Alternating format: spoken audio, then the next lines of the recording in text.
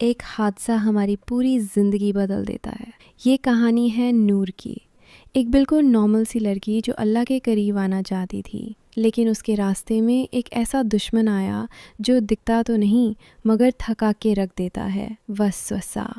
نور ہمیشہ سے بہت دھارمک نہیں تھی، بس ایک سمپل سی لڑکی تھی، کبھی کبھی دعا کر لیتی تھی، لیکن اسلام کو دل سے سمجھا نہیں تھا۔ پھر ایک دن اس کی زندگی میں ایسا موڑ آیا جس نے سب کچھ پلٹ کر رکھ دیا۔ اس کا کار ایکسیڈنٹ ہو گیا، صرف 25 سال کی عمر، زندگی اور موت کے بیچ جھول رہی تھی، لیکن اللہ نے اسے بچا لیا۔ اور اسی دن نور نے ڈیسائیڈ کیا اب بس زندگی اب اللہ کے راستے پر ہی چلے گی۔ اس نے 5 وقت کی نماز شروع کر دی، قرآن پڑھنا شروع کیا اور اسلامک شریعت سیکھنے لگی۔ دل کو تو سکون ملنے لگا، لیکن دماغ میں بس الجھن ہی الجھن تھی اور شک کا طوفان۔ وضو اب اس کے لیے ایک ٹاسک بن چکا تھا۔ ہاتھ دھوئے، پھر سوچا 3 بار دھوئیں یا 4، پھر سے واش روم گئی، پھر سے وضو کیا، پھر دوبارہ اور پھر دوبارہ۔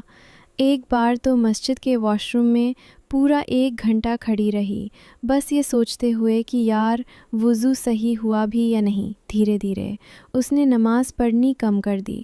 اسے لگتا تھا اگر سب کچھ ایک دم پرفیکٹ نہیں ہوا تو اللہ میری نماز قبول ہی نہیں کریں گے۔ پھر ایک دن اس کی فرینڈ نے کہا، نور کیوں نہ کسی اسلامک تھیراپسٹ سے بات کر لو۔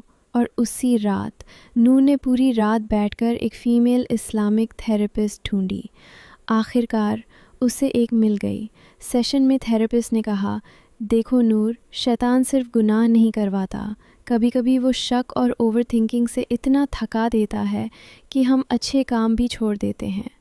پھر انہوں نے ایک حدیث بتائی، اگر کسی کو نماز یا وضو میں شک ہو تو جب تک 100% یقین نہ ہو اسے دہراؤ مت۔ بس یہیں سے نور کی زندگی بدل گئی۔ اس دن اس نے سچے دل سے وضو کیا، نماز پڑھی اور سجدے میں رو پڑی۔ پھر نماز کے بعد اللہ سے کہا، یا اللہ آپ کتنے رحم دل ہیں، آپ نے تو کبھی ہم سے تکلیف نہیں چاہی۔ جو نمازیں میں نے ڈر اور شک کی وجہ سے چھوڑیں اس کے لیے معافی چاہتی ہوں، اب کبھی نماز نہیں چھوڑوں گی۔ نمساس می اس دن نور نے خود سے ایک وعدہ کیا، اگر ایک بار وضو کر لیا تو بس اب اللہ پر بھروسہ رکھوں گی، اگر غسل کر لیا تو شک نہیں کروں گی، اور اگر نماز پڑھ لی تو مان لوں گی کہ وہ قبول ہو گئی۔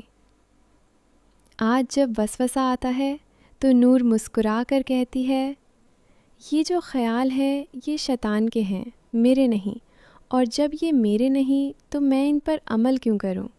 میں اپنے شک پر نہیں، اپنے رب کے رحمان ہونے پر یقین رکھتی ہوں۔